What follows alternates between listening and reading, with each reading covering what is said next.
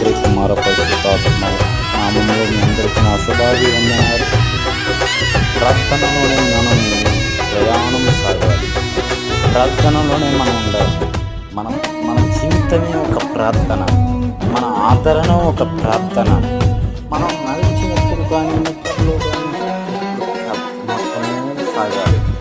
ఈ ప్రార్థన లేకపోతే, ఈ తుదిల దినములు ప్రార్థన లేకపోతే, ఈ తుదిల దినములు లేకపోతే, ఆయన మనతో లేకపోతే మనం ఎక్కడి వారు?